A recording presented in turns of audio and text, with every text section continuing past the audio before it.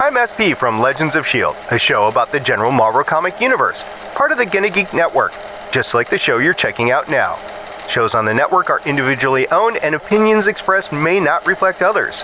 Find other hilarious and fun geeky shows at GonnaGeekNetwork.com. Talk hard and enjoy the mindgasm. The Intellectual Podcast starts now. Welcome back to the Intellectual Podcast. I'm your host, David S. Dawson, and I am once again sitting in my living room. You may hear the lawnmower outside. I have no control over my neighbors doing their yard. Hopefully it's not too intrusive. I don't think it's too bad. But I'm sitting here with my co-host, Whitney Wegman-Wood. And she's eating a delightful cookie and having some homemade iced coffee. Yeah, it's really good. Quite enjoyable.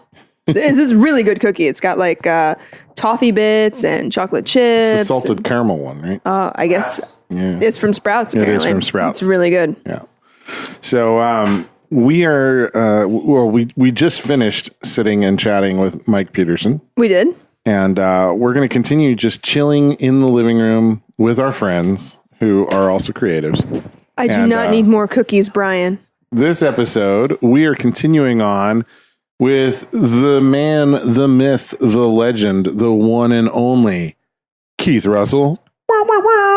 Thank you. I don't know about myth and legend, at least not yet. Certainly in your own mind. That's another discussion. My own mind. This is fun, man. I've been listening to the show for a while, man, and following you for a while. So it feels good to I feel like I'm somebody. You are somebody. You are somebody, Keith. You've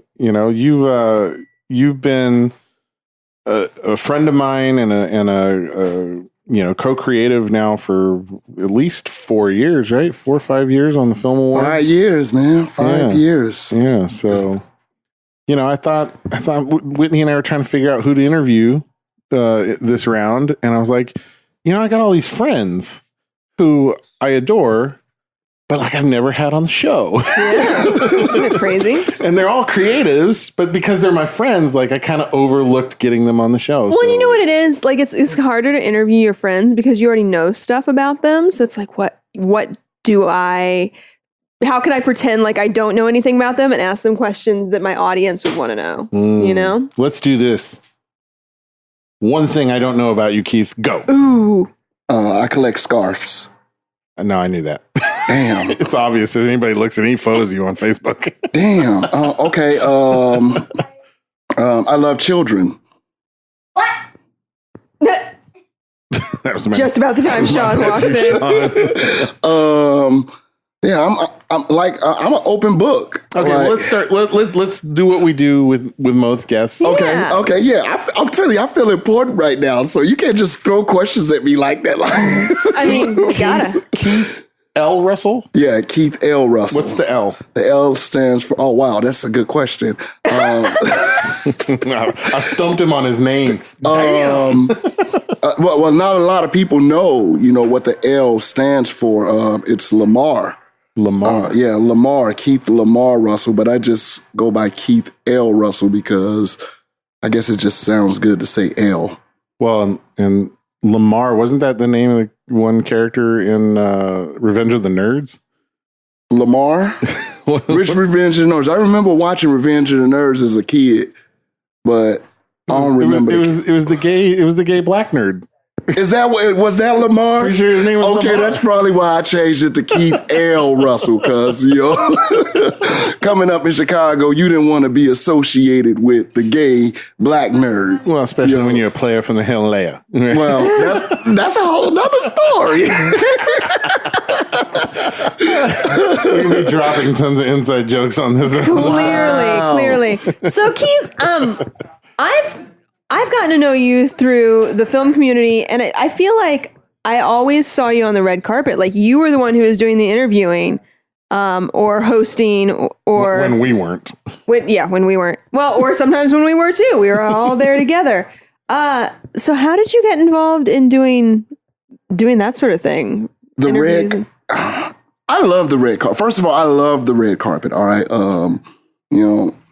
the red carpet makes you feel like one of the who's, when you say, so I love the red carpet. And that's one of the things that I was the most attracted to. One of the first things that I saw, when I came to the film community here in San Diego, it was at the Horton Hotel, RIP, Horton Grand Plaza over there. But it was at the Horton Hotel, and I looked at it and I saw the red carpet out front, and I was like, wow, that's cool. And there was like people interviewing, and it was like this, in the alley. And I was like, wow, that's really, really cool. So, do you know Mike Peterson was working that red carpet as a camera guy? He probably was. You know what I'm saying? It was so many people. And, I remember being like, damn, this is what I've been looking for. You know what I mean? Like, I left Hollywood to come to San Diego, and I found exactly what I'm looking for. So, from that point, I just did what I could. And, any chance I get, I would say, hey, I want to do the red carpet, and so sometimes the red carpet can be a rough place. A lot of people come and go. So sometimes I have to step in. I had to step in, and I like interviewing people and being on camera and things like that. But more than anything, I like being behind the scenes.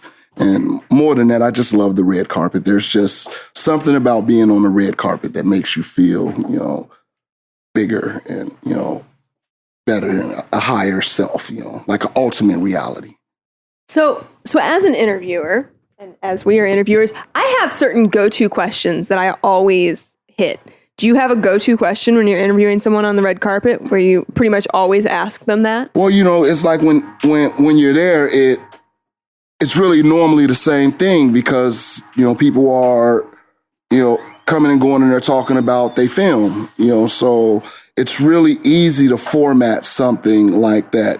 I'm wondering, what it would be like doing a red carpet in another sort of format where we're talking about something else. Because I'm a filmmaker, it's easy for me to ask the question of like, what are you working on next? And, what was the post-production process like? And, how was it like, at the table read and, be able to ask those questions. Whereas, somebody that's just a host, or whatever wouldn't know those questions, to ask. So, well, it's really about doing your homework. Yeah. So like I've done charity red carpets and some other kind of special event red carpets for parties and whatever. And it's really just as a host, it's your job to educate yourself enough on the subject matter that is relevant to the red carpet. Yeah. And what I found with red carpets is in the end, you as a host only need to open the door for the person to talk about themselves or talk about the topic that they're really excited about. And then they just kind of will go on their own.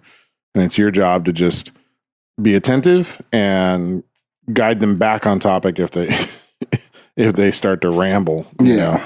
But carpets are interesting just because it can be so chaotic. The chaos of the carpet can be insane. And I think that's what it is. I like the chaos of it all. It's kind of like poetry in motion, or controlled chaos, because it can easily go from me being on a red carpet interviewing you, and then 2 minutes later, I'm downstairs, bringing somebody else up to bring on the red carpet, and Jody's needing something right here that's going on with craft services to be fixed, and different things. It can easily become chaotic, but it's all for one common goal at the end. So that's why I love it. Yeah, it can get crazy. I had a really interesting experience doing a red carpet at one point. They show you the names of whoever's coming, right? But I don't know everybody who's involved in, like every area of entertainment. And there was this particular person, they held up the name. And, of course I came up and I said, oh, nice to meet you. It's so-and-so's name. Can you tell our audience a little bit about what you do? Oh my gosh, this person got so upset that I didn't know who the heck he was. He's like, what do you mean what I do? Like, didn't you recognize the name? I'm like, Nope. Then you got to hurry up and get out of that jam, you know? Like, you can't, it's your red carpet. You can't let nobody intimidate you, you know? And your job is to get them out of there anyway. Yeah. But I mean, I wasn't overly worried about it. I'm like, what would you like? I'm sorry, but yeah, right now, how you feeling, you know, being here with me talking about this right now? Catch them in the moment. Well, and you don't know going in necessarily what the kind of variation of guests on a carpet you're going to have. Right. So the very first red carpet I ever did, I did with JJ, who used to be a host of the show. And we went up to the Whiskey A Go-Go in LA for Martha Davis and the Motels. It was Martha's 50th birthday party, and it was also the same month that the whiskey was celebrating 50 years, and it was like a big deal. And so we got invited up to do the red carpet as a podcast outlet. So we were just doing audio. We weren't doing video yet. So thank God for that. That would have been But like we're standing there, the carpet is on the sidewalk outside of the whiskey, right? And you know, there's like 25 or 30 media outlets doing interviews on this carpet and people are coming down, but it's open. Like the public's walking the sidewalk around us and behind us and trying to peek over our shoulder at the celebrities who are walking by. And I mean, it was pandemonium. And at one point we interviewed Lamb Chop. Do you remember Lamb Chop? Like hand puppet, Lamb Chop, play along. Yeah, this is the song that doesn't end. So Well, that was Charlie who sang that. So we interviewed Lamb Chop, which was an interesting experience because I'm talking to a sock with the lady speaking right behind it. And it's her daughter. Okay, I was going to say, didn't she pass away a while ago? Who plays the voice now? I saw your face. I'm like, yes. So her daughter's playing Lamb Wait Chop a minute, now. you telling me you interviewed a sock? But I'm holding the microphone up to the sock because I'm talking to the puppet, and I'm forgetting that I should point the mic over at the puppeteer. You know? Yeah. So that was surreal, right? That's and cool, And though. it was nice and it was fun because I grew up with Lamb Chop, and she walks on, and then the next person to come up is Jenna Jameson. Oh my God. That is a huge wild shift in 180. You know? And so I was just like, man, carpets are a trip. They are just a total trip. Yeah. So, but they're fun. Carpets can be a lot of fun. Yeah. They can be. I like being on a red carpet. But we're not finna bounce around the idea that you interviewed Jenna Jameson. So let's get to that, I have audio of Jenna Jameson saying, hey, this is Jenna Jameson, and you're listening to something very intellectual. It's on a couple episodes. Oh, wow. Wow. Hashtag that, man. Hey, I'm just saying. But really, I feel like we need to bring it back around to you, Keith. Oh, there it is. Okay. Yeah, there it is. So, where are you from, Keith? yeah, you've mentioned a couple cities. You said Hollywood, you said Chicago. Where'd you start? Did I say something about Hollywood? You did. I said Hollywood. Damn, I talked too fast. Hollywood. No, I'm originally from Chicago. Originally from the west side of Chicago. Yeah. What was growing up in Chicago like? Oh, it was interesting. You know, it was interesting. I went through a lot of changes in Chicago, you know, because there's a certain culture, you know, that, you know, sort of stays in Chicago to where, like, if somebody leaves out of there, you know, when they go somewhere else, they feel like culture shock. Like they got to, you know, so, but growing up in Chicago was fun, man. We like, I lived in the neighborhood. We would have like block parties, you know, and my favorite thing was like turn on the fire hydrant. You know, it would be like right across the street from my house. And the reason why is because my mama wouldn't let us go off the porch. You know, you know, so we couldn't leave the porch. So, you know, anytime it was like a block party or the fire hydrant was on, you know, we would be able to, you know, leave the porch and go out and have fun. But the reason why, you know, they didn't want us to leave the porch because it'd get real violent. You know, it like at the blink of an eye, you know, it can get really violent. It can go from being like this happy place to just all of a sudden chaos. What neighborhood were you in? You know, the block that I lived on was called Monroe, you know, and it was on Cicero, you know, and that was the cross street, you know, but again, you know, it was very dangerous, you know, that particular area, you know, was very dangerous. So was it gangs? Yeah, it was a lot of gangs. It's everywhere you go in Chicago, it's gangs, you know, it's just about, you know, what gangs operate in, you know, what areas. So, you know, it's certain people that live in Chicago that'll never leave off of the block that they, you know, was born on, you know, because of that's just how it is. You know, growing up in that environment, did you get involved in a gang yourself? Or? Yeah, you know, it's like I wouldn't say like involved, like I was in the gang.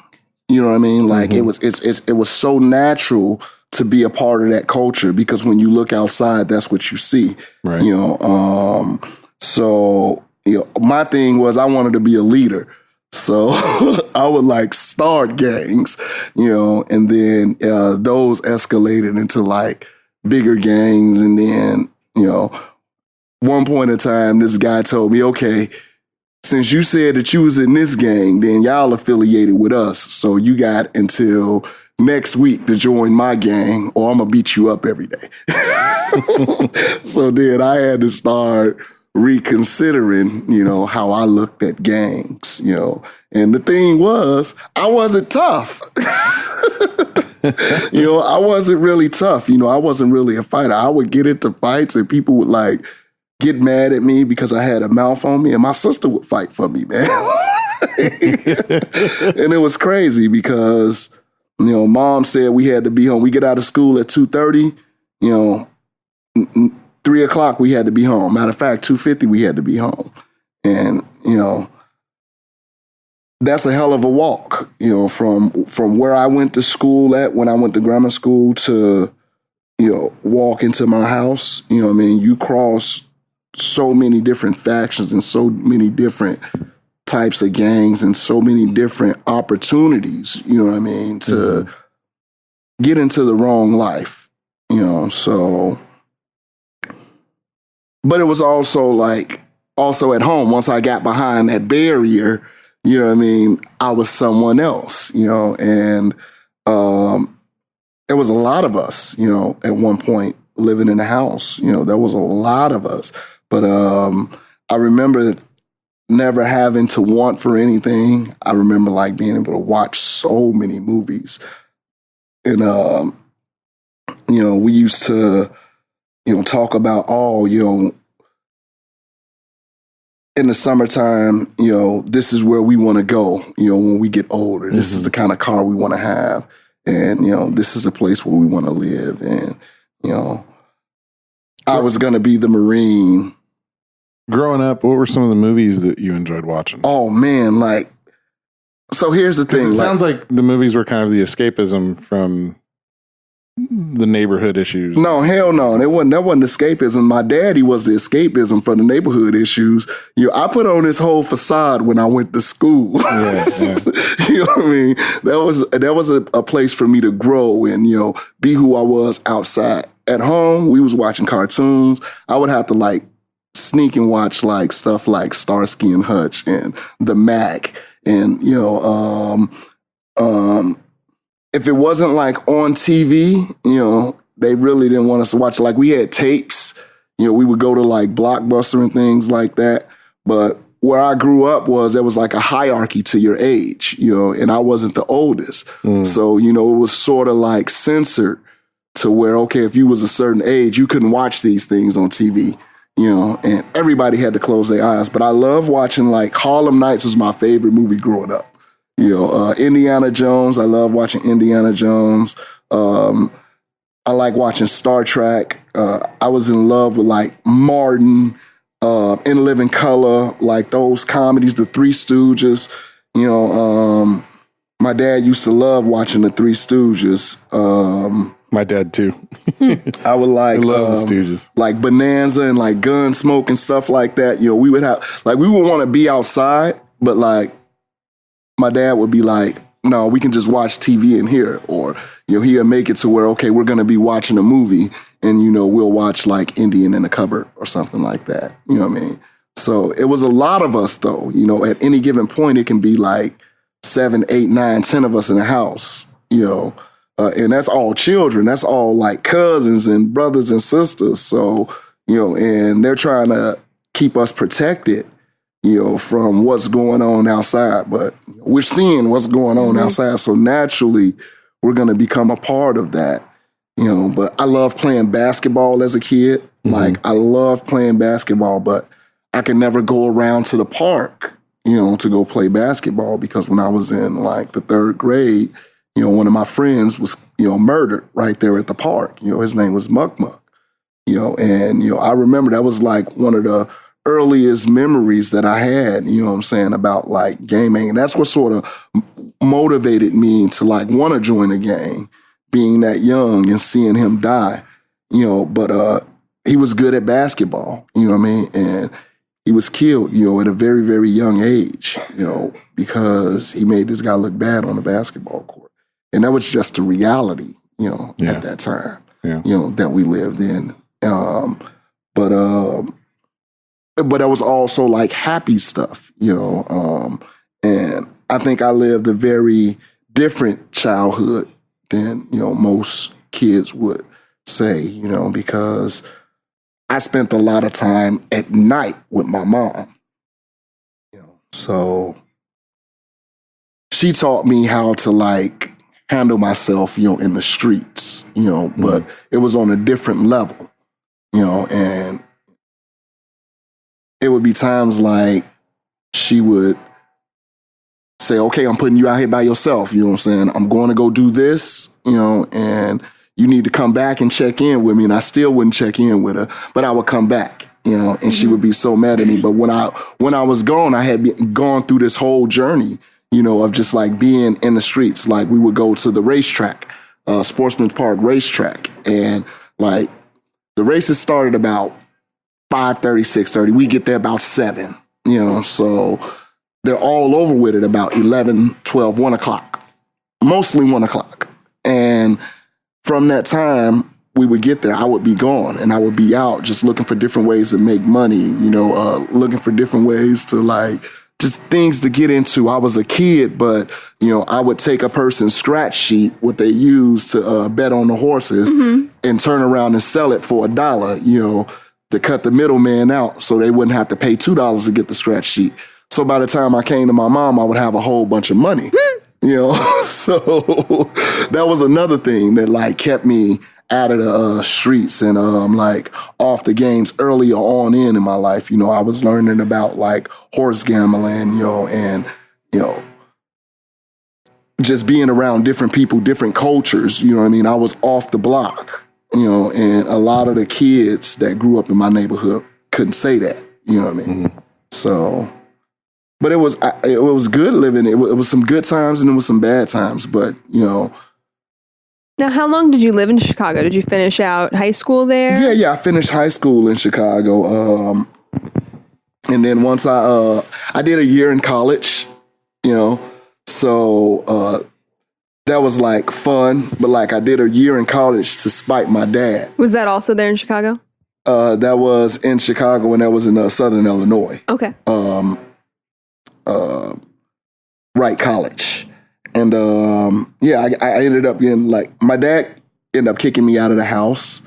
He found some weed in my pocket. So it was like, that was like the cardinal sin, don't bring drugs in the house, Yeah. So I was like 17. I think I was like a senior, I was in my senior year, like the last part of my senior year. And, I had came in the house late and, he found some weed in my house and I had ran away like 3-4 times already, and when he said that I had to go, I was like, all right, cool. I'm gonna go. And, I went to the streets, I felt like my mom had already prepared me, for what was going to come. So I went to the streets and I went and I lived in the streets and, I ended up graduating and walking across the stage because even though I was living in the streets, I was still going to school. So I think that that's what she prepped me for. No matter what, you're doing at night, still make that energy for to go to school. You still got to go to school and do what you got to do the next day. So I think that that's what that sort of set me up for. So I ended up graduating. I ended up like getting a scholarship, for wrestling. So that was big for me, sort of to like throw it in everybody's face. Like, even though y'all said I wasn't going to make it, this is what I did. But that's sort of been the story of my life, like defying the odds. Like, even though you say I'm not going to do this, behold, Well, you say you went to college for a year. Why did that stop? Because all I did was major in partying and women, man. Shit, and with wrestling, like wrestling is real popular in Illinois. It's really popular. Like, it's probably one of the biggest wrestling states in the country. So, when you're good at wrestling, that's like the equivalent, or if not better, at being good at football in a college. So it comes with its different perks as a jock, with being so what I didn't know is that I had to implement school into that. When I got to college, I forgot what my mama taught me, for that year. I think that happens to a lot of us, man. Yeah. And I think that was so then that's like the choice that you get. I think that that's what it is. Really, in Chicago, to make it out, that's your choice. You're either going to college and you're going to pay for your student loans, or you're going to go to the military. And in my mind, I was always going to go to the military. So I joined the damn military. What year was that? That was 2001. And what branch? The Marine Corps. Marine Corps. Yeah. I joined the United States Marine Corps in 2001. I was on the Yellow Footprints here in MCRD San Diego in May 21st, 2001. And so you got in just before. I never looked back since. Even when, I joined, it was still like I dodged that grenade. You know what I mean? Because the other side of me partying and bullshitting was like, man, I got to go back to the streets now. You know what I mean? Now I got to go live with my auntie. I don't got nothing. I don't got a job. I don't got nothing. So, I had to start thinking about like how I was going to provide for myself, take care of myself more than anything. So, my auntie told me, she was like, look, I understand you living here and you going to school, but, what you going to do? And I didn't know what I wanted to do. So I was like, I'm just going to join the military, and probably the best decision I made. And I really knew that I was going to do it anyway, because it sort of was planted, even in my family. Like, I wanted to be like my Uncle Frank. He was a Marine, you know what I mean? Like, so it's like, it's in my family, so. And so you said you did your training here in San Diego? San Diego, and from the moment that I got off the plane, I was getting yelled at by my drill instructors, and I didn't care. You know why? Because I was in California, man. Like, to me, I had made it. Now, where did you do your training here? In San Diego, MCRD San Diego, and then we come up to Pendleton. Mm-hmm. Yeah. And I didn't care. It wasn't anything that those drill instructors could put me through, What was your thought when you came to San Diego? What do you mean? So like, I ain't never leaving. So like, okay. So I ain't never what leaving. I'm getting at is my dad grew up in Indianapolis. Yeah. And he came to San Diego for boot camp for the Navy. Yeah. And he told us for years and years, the second he walked off the plane and set foot into San Diego, he knew that this would be the city he'd live in the rest of his life, even if he had to come back to it at some point. Well, here's the thing. It was different for me, because I came in at night. When they do boot camp, they bring you in at night. So the first glimpse that I actually got at San Diego was the backside looking from the airport. Mm-hmm. You know what I mean? Like looking out across the parade deck. So, it was like I knew that I wasn't leaving. I can smell it in the air that it smelled like glory, like I can smell it that I had made it. So it wasn't anything that I was going, and I knew that I was going to live in San Diego. I knew that I was going to live in California. I wouldn't say, San Diego. I knew that I would, as a kid, that was my dream. Mm-hmm. Well, so in the case of being in the military, Did you just luck out and you've always stayed in San Diego, or did you get shipped elsewhere during the course of your time? What did you specialize in? When I joined, I came in at an open contract. So they sent me to the School of Infantry. They assigned me to the School of Infantry, then I got injured. So then they sent me to Camp Johnson. Where's that? Camp Johnson is in North Carolina. Okay. So we went to Camp. I went to Camp Johnson, and then from there, the war and everything is starting. It's it's post 9/11. Everything is starting to stir up, and everybody's not wanting to go to an infantry unit. And I automatically get sent to an infantry unit because it shows in my SRB that I was. That's your training and background. School for to the School of Infantry, and I was in the School of Infantry, so they ended up sending me to an infantry unit. So I get to the unit, but that's after going to admin school. So admin school, you learn about everything correspondence wise in the Marine Corps, and then I get to my unit and I'm in an actual grunt infantry unit. So I go to a line platoon, a grunt platoon, and I'm in that platoon for like 6 months, and we're in the field, and I'm hating life, and we're getting ready to go to deploy, and we're training to deploy, and then the administrative chief, the S1 gunnery sergeant, comes to me and say, "Hey, there, PFC Russell." I say, "Yes, gunnery sergeant." He say, "You 3 months UA?" I say, "What?" He say, "Yeah, you are supposed to be in the S1 shop. You're not supposed to be in the line platoon." So, but in that time, I took a lot of training and learned a lot about like how platoons move and communication with small units. And really, it's amazing how a Marine can take nothing and make something at the smallest level. The imagination of a grunt is fascinating. So you got moved from the line platoon, and then what sort of job were you doing after that? Oh, then I went to go to the desk job. Okay. I went to the desk job, and then we went to Japan, and that was the most amazing thing that ever happened to me. Well, what does a desk job entail? Oh, that's just really.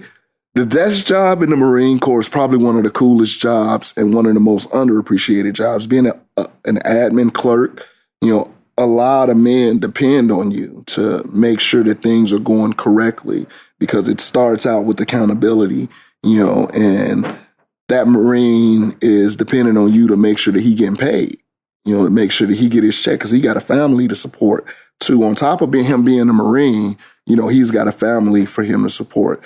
And, you doing your job means that he gets paid, even if it's just something as simple as doing a morning report.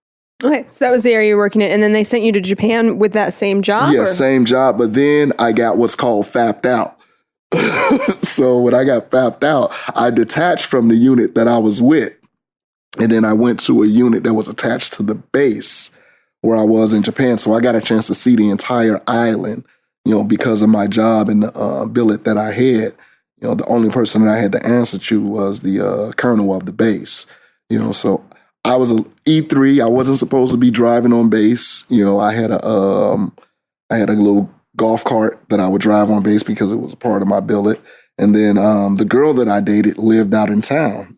So I would drive my golf cart to the gate, get out, walk out the gate, go out in town, and have a regular life. So. I really, really had a good time. Even now looking back at it, I don't even consider that real life, anymore, because it was so fun and it was so perfect. So many things that I didn't have to deal with. As a boy who grew up in kind of the rough neighborhoods of Chicago, what was the culture shock of going to Japan like? I couldn't wait, man.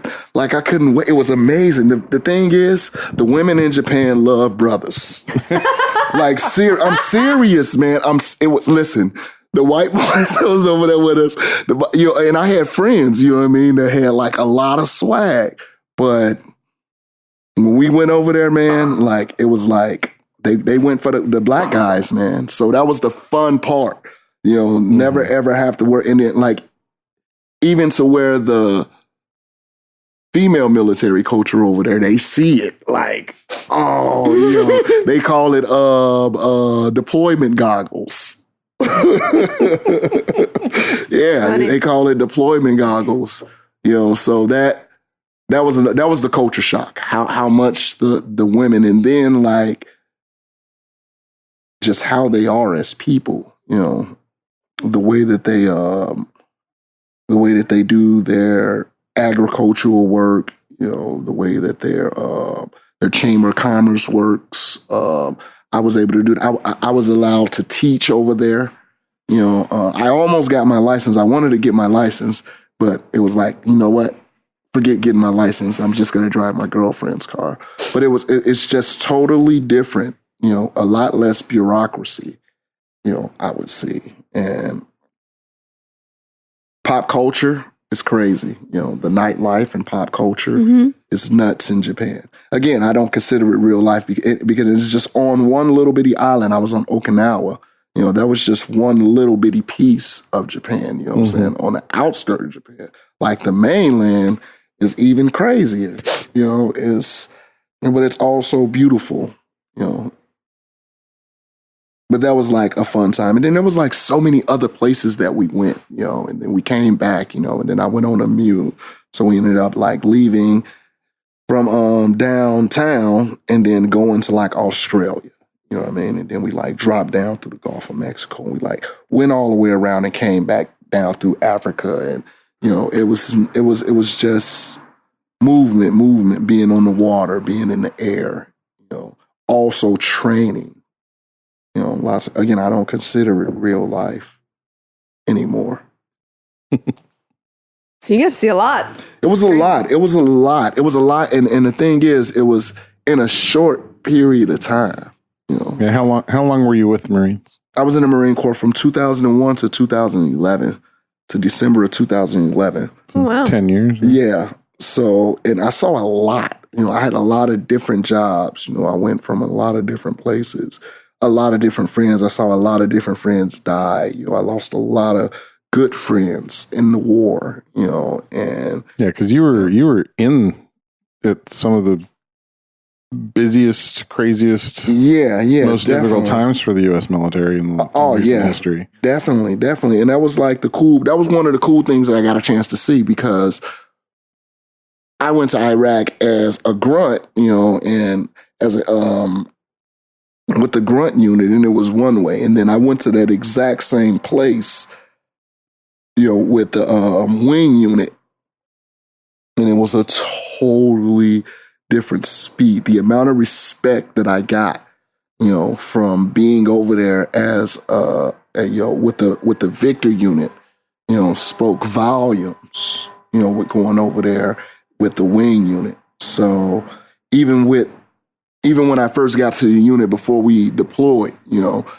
I just came in with so much command presence. They looked at me as like a war hero, you know what I mean? And there was a lot of other NCOs that had like been over there, but like if you were in a Victor unit, it was no doubt you had already been there. They call it the salty dog, a salty dog. So I don't know how we got to that, but that was like one of the things that I saw, like, if you had a combat deployment in the Marine Corps, that puts you on a different echelon, when you come back to garrison. Now, was that, you talked about like the respect that you received, was that with other people within the military or even like civilians that you encountered? It really wasn't no civilians in my life when I was in the Marines. You know what I mean? Like the civilians that were in my life were like just like direct family members, like that. So you kind of live in a tight little bubble. But everybody, you know what I'm saying, is somewhat affiliated in the military because they teach you to stay as a small unit, to stay together,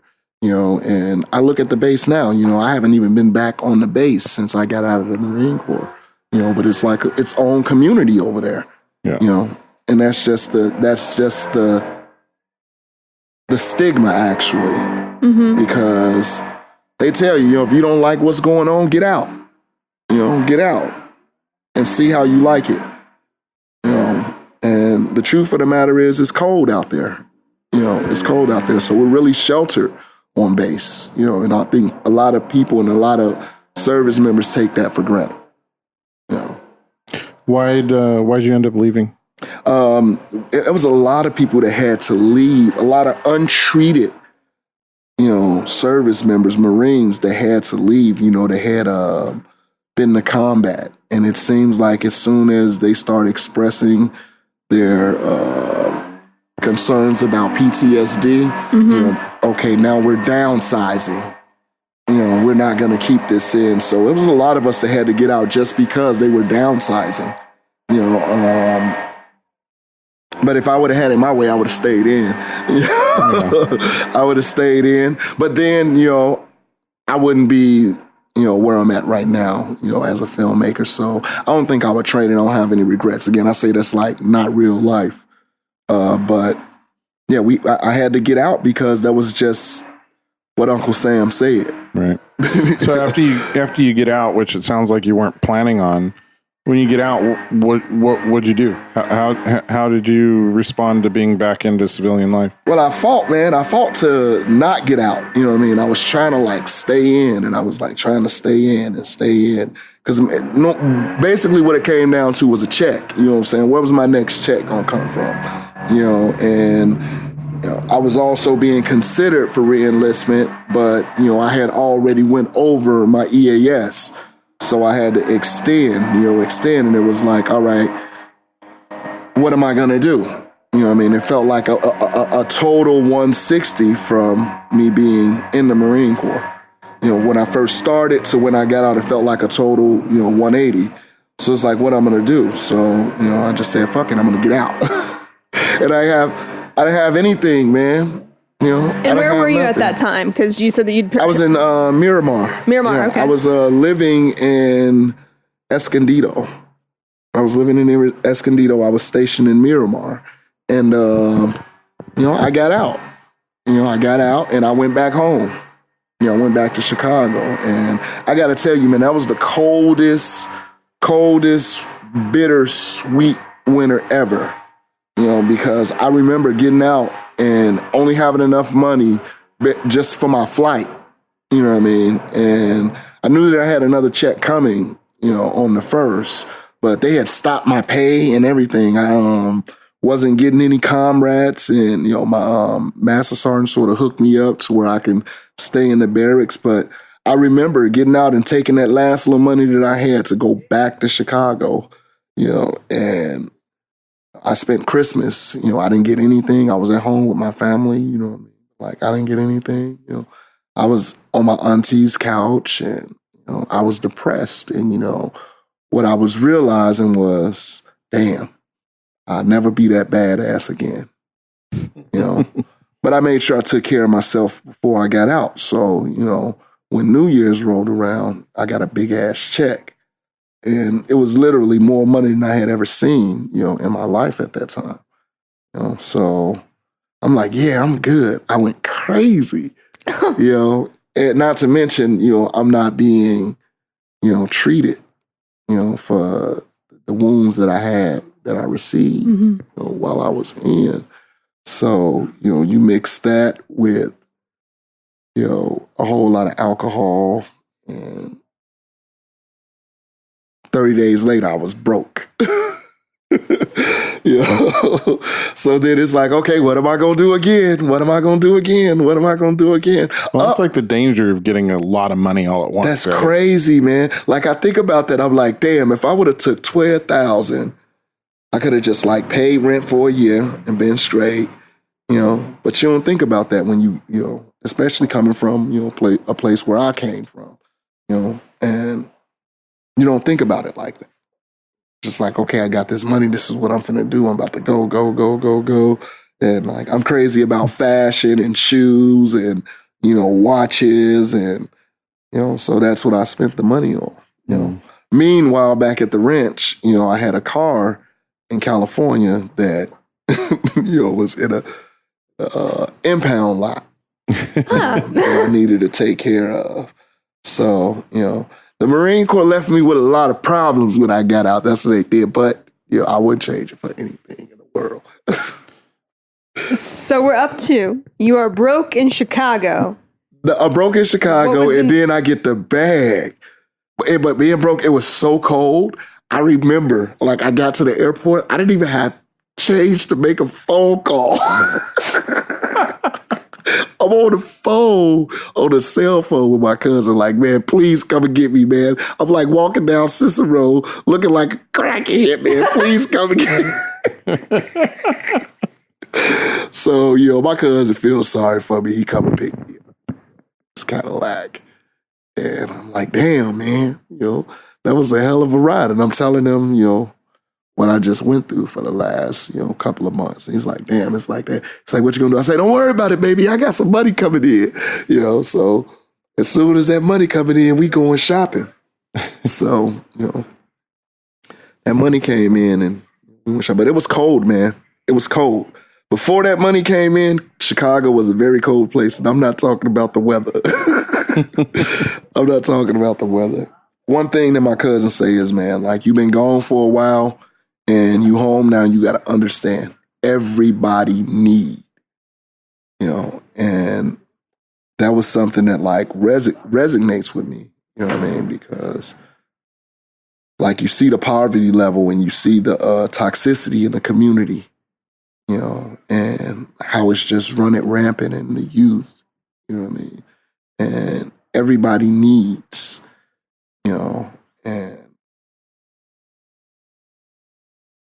that's a real scary position to be put in, when you come into a whole lot of money like that, and making that decision, like what you gonna do with it, you know what I mean? It's everybody needs. Want to make sure that you're doing the right thing. You want to keep it a secret, but everybody in your ear like, gimme. That kind of information doesn't stay quiet for very long. Yeah, you know what I'm saying? When you run into some money, that's what everybody be like this right here. So with the hand out. But yeah, but it was cold. It was cold. And the thing was, it was like, I had seen people that I had looked out for. I was asking them, hey, can I get, this, that, let me get 10, to this time. Nope, I don't got it. It's like, man, I looked out for you, when I was a kid. But I guess that's one of the things that I saw. And it's only gotten worse. So how long did you stay in Chicago after that return? So that was New Year's. I was back in California on February 2nd. Oh, so those 2 months. I was back in San Diego. 2 very crazy months. Broke. Broke, man. Broke. Car impounded. I'm like, man, what's going on with my car? I know somebody was supposed to be fixing my car, taking it out of the impound lot. Geico was supposed to be taking care of my stuff, but they weren't taking care of it. So I ended up having to go doing the insurance part myself, so I ended up renting a car, had enough money to rent a car, and I drove it up to Hollywood, man. And I said, you know what? I'm a Marine. I know I can make it. I'm going to make it. So I was just waiting, for my GI Bill to kick in. Again, it's always about the coin at the end of the day. It's always about the coin and how you're going to take care of yourself. So I was waiting for my GI Bill to kick in so that I can then properly start taking care of myself. So what was your end game plan for Hollywood? What did you want to do in Hollywood? I just wanted to become a filmmaker. I just wanted to know what it was like. I just wanted that experience, man. Like the way I see it is, I knew what it was like to be a celebrity in Japan. I wanted to know what it was like. How do they make celebrities in Hollywood?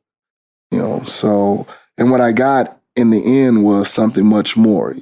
I got, these arts and these elements of storytelling and depth and, light structure and composition, but the end game was just, making it out of film school.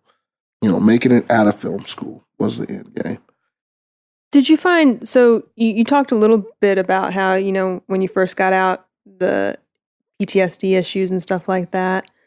Did you find that becoming a storyteller and taking that journey was therapeutic in that respect? Yeah, man, because I was able to tap into and be free and take a look at a story from a perspective that wasn't, military oriented. I got a chance to look at it in my own mental mind state. So learning about like Joseph Campbell, and reading up and, being taught about Joseph Campbell really opened up my mind to the way that stories should be told and how to build characters and, add depth to a story and up the stakes this way, So that was like the main thing that I got. The payoff for me, was like I was learning something that I never learned before. I was brand new. And you should have seen it. I thought I was the intellectual. I would talk to people and I would be like, oh no, but did you pay attention to the, wide shot that Stephen King shot? And they're like, man, we don't know what you're talking So that was the thing. That was the payoff for me, just completing film school, even if that meant me being homeless, and being a homeless artist. I was okay with that as long as at the end of the day, I can say that I went through that process and I completed it. So it was more of a passion thing for me just to complete it, and then I didn't know what I was going to do. So wait, did you find yourself living on the streets when you were in Hollywood as well? Yeah, I stayed on Skid Row for like 2.5 months. Yeah, like no shit, Skid Row, because the thing is when you're on the streets, what a lot of people don't know is that, it's hard to get in to the system. You know what I mean? So let's just say right now you ain't got no place to go. You know what I'm saying? Like you homeless and you on the streets. What you gonna do? You know what I mean? The first thing that you would probably do is go to a shelter, right? In most cases, if you go to a shelter, you know what I mean? It's over capacity. Mm-hmm. You know what I mean? It's like infested. But you look at places like Skid Row, they got that on multiple levels. You know what I mean? I'm talking about hundreds and hundreds and hundreds and hundreds of beds, that's occupied every night. You know what I'm saying? Like people line up for hours, for to get these beds. And it's still not enough. You know what I mean? So where do you go after that? You get to the shelter and you realize that there's no bed. You got no money. Where do you go after that? You go to the streets, you go to the next place that you think is going to make you feel comfortable. You know what I mean? You go loiter at a restaurant. You go find that car, that you can, that might be open, that Subway, So that's the whole thing. And once you get into the system, though, a lot of people don't know how to use the resources that they get. So one thing about me, I was able to navigate that, because I knew how to use the resources, that I had to, elevate myself from one level to the next, to the next, to the next, to the next. So do you think your Marine training and admin helped you with all that? No, that's all my mama right there. That's your mama? You know what I'm saying? Yeah, that's Callie Mae right there. No lie. You know what I'm saying? That's one thing that she taught me. You know what I mean? If one thing ain't working out, you better try something else. If that ain't working out, you better figure something else out. And that's the way that it kick in. The thing is now through meditation and studying and things like that, I've learned how to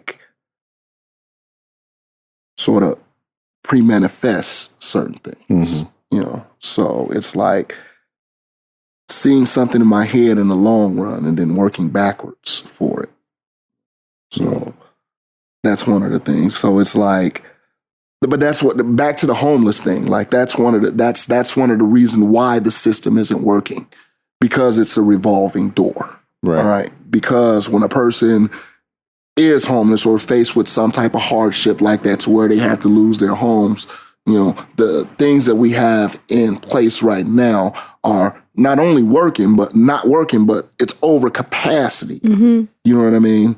And it's not enough, going into the programs that we already have to fix it, to expand, because we keep growing, every year, every year we grow. And every year the homeless population gets bigger and bigger and bigger and bigger and bigger.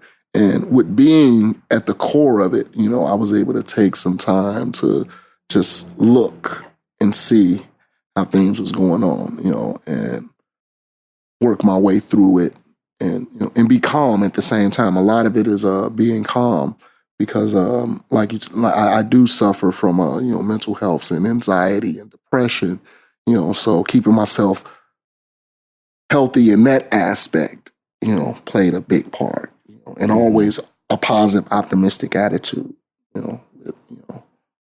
it's going to work out.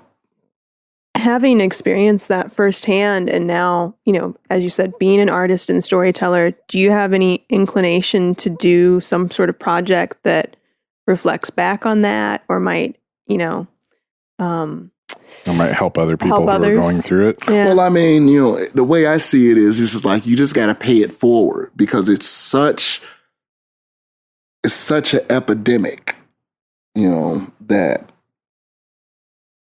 the only thing that you can do is pay it forward, pay it forward. So, I was thinking about sort of telling a story, about, the time when I was on the street, and sort of implementing a way to show people, okay, this is what you can do in order to get out of this jam. And, or if you need this right here, I know so many different places right now that I can go to. And if I need food, they'll give me food. You know what I mean? If I need, money for gas, you know what I mean? They'll give me. So using the resources, is sort of what I wanted to tell the story about, but it's still a piece of work in the making. Mm-hmm. But it's something that needs to be told. But I think that there's a bigger story than what I'm saying, because I'm just one person, and I'm just telling the story from one perspective. And it's so easy to find yourself into so many different perspectives and dimensions, when you live in that environment. It's so easy. And who's to say, this person's idea isn't right, and that person's idea isn't right. And that's when you get chaos, when these people over here start saying, okay, they're better than this right here, or this right here isn't right. And we need to fix it at the root, take the resources that we already have, grow on it, expand on it, and then solve that problem. But I'm like Kanye West. I don't have all the answers, swear. But you have some good ideas. I got a lot of good ideas, but it takes...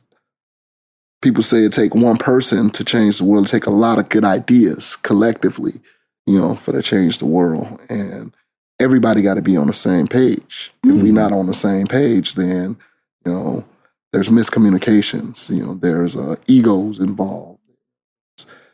There's too many ways for the end result not to happen when we're not on the same page. When we all get on the same page and we got the same goal, then it's, how do you say, contributionism. That's cool. Yeah. What projects are you working on right now? I just did my acting gig in Shooter, working with Eddie Lane and George and a couple of guys out in Fallbrook. It was a fun shoot, very fun. But I'm always producing my talk show. I'm always working on a project or looking for the next project. My next ambition right now is the GI Film Festival.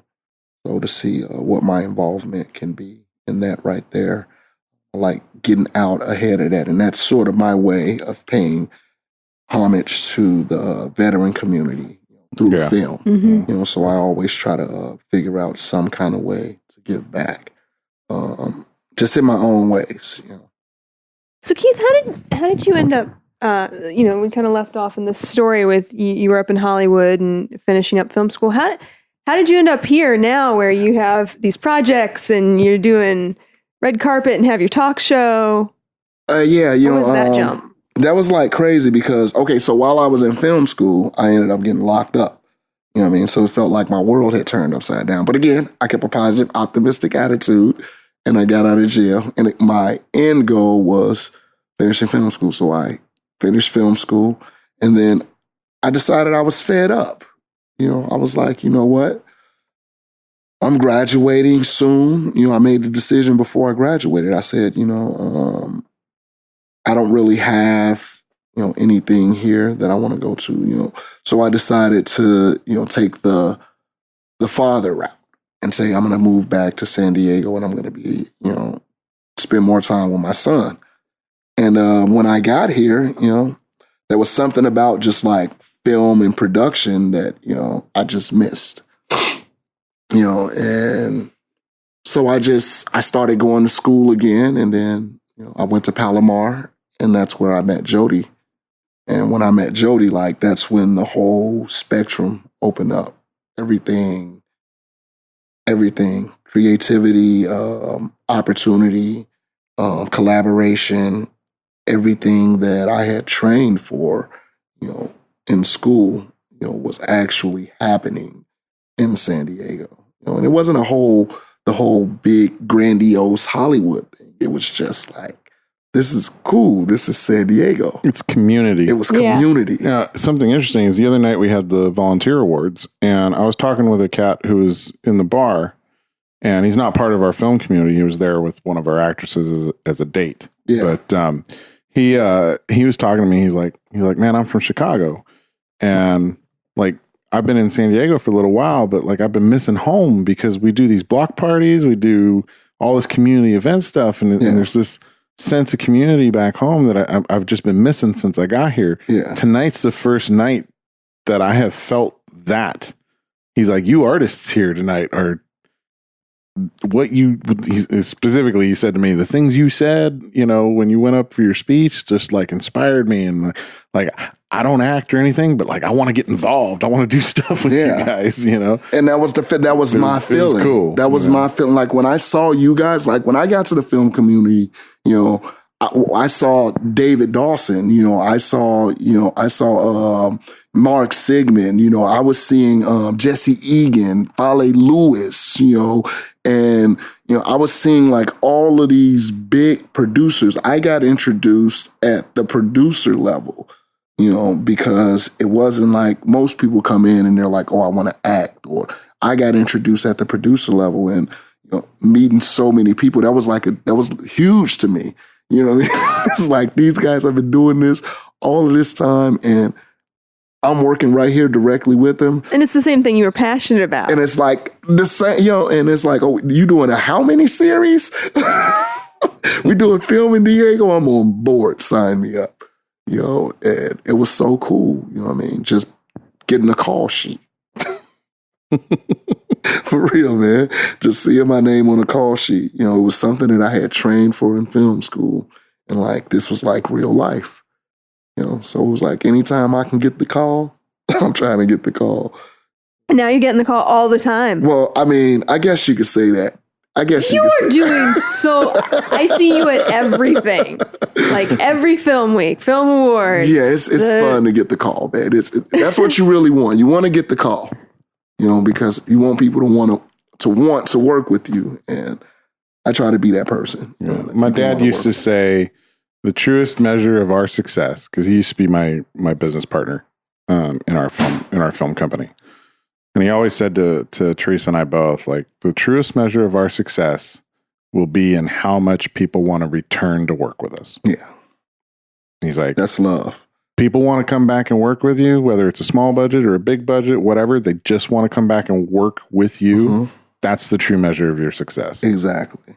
So, and the one thing I can say for you, Keith, is the one thing I've always heard when people mention Keith L. Russell is how positive your energy is when you're on set and when you're on the carpet, and how much people enjoy being around you in that environment. So you're doing something right, man. Man, I love it. I love it, though. You know, I think that that's the way it's supposed to be. Like, I've been on sets where it's been total chaos. Mm-hmm. I mean, but it feels so much better when it's a good vibe, you know, and everybody want to be there. I've been on sets where the makeup people don't want to be there and they talking trash about the director or the producers over here doing something. And it's just chaos. And that's just like the life of film. You know what I mean? Not everybody is going to get along. But when I'm on a set, I sort of like try to imagine if I can be that one piece, How do I think that's why you see so many filmmakers building up teams around themselves. Yeah. People that they regularly want to continue to work with, And then they become that little bubble family like you had with the Marines, right? Like that little bubble family. We don't really need the people out there because we got everything we need right here, right? Right. And that's sort of like what drawed me to the San Diego film community. Because I keep on seeing the same people, like you see my name in the credit, you see his name. Yeah. When Woods in the credit, she was just, it's the same community. We all working together. So, I would like to keep it that way and try to keep the vibe the same. It's more than anything. I want to create the set where, that's the vibe. Yeah. So, I don't know. Keith, thank you so much for sharing with us, man. Yeah, this was a nice deep dive. Like, this is cool, man. This is cool. This is just a little bit. And I hope that people, get a chance to sit down and listen to this and get to understand and know you better as a person, not just as, the celebrity Keith L. Russell. I'm just a regular guy. Well, but you're a regular guy who's, as we've discovered in the course of this conversation, has faced pretty heavy challenges that a great many of the people that we are friends with have never had to face. And understanding that you could go through all that adversity and you are known by everybody I know as this force of positive energy. Mm-hmm. Man, that's a real testament to amazing who you testament are as a person. to who you are as a person. Thank you. And you should walk with some pride on that, because that is for me the coolest story about you, is the fact that you continue to fight your way to positivity, regardless of whatever else has been happening to you over the course of your life. And you continue to get back up. You get back up and you get back up and you keep going. Thank you. And that's awesome, man. And thank you so much for sharing your stories with us today. Thank you. It was so much fun. It was an honor being here, man. Thank you. Thank you. I look forward to working with you again. Indeed. Same. Indeed. All right. If you've been enjoying this episode of The Intellectual Podcast, thank you for listening. I hope you go back to the website at theintellectual.com and check out the whole back catalog of shows that we have. We have over 250 episodes of this show over the course of the past 6 years. We also have numerous episodes of Sci-Fi Sunday, our newest pop culture podcast, which we are, doing whenever the kind of impulse hits. It's not a super regular show, but the episodes that we do are a lot of fun. And if you're a nerd, you're gonna love us nerding out about nerdy stuff. So, also be sure to check out other geeky podcasts at the Gonna Geek Network, which we're a proud part of at GonnaGeek.com. And so I've been sitting here with my friend Keith L. Russell. It's been fun. It's been a fun. And my co-host, Whitney Wegman Wood. And we will catch you all again very soon. Hello there, citizens. I am the terror that flaps in the night. I am the floaty that will not flush no matter how many times you try in the toilet bowl of crime. I am Darkwing Duck, telling you please, talk hard and enjoy the mindgasm. Whatever the heck that means. After all, you are watching Intellectual Podcast with your ears.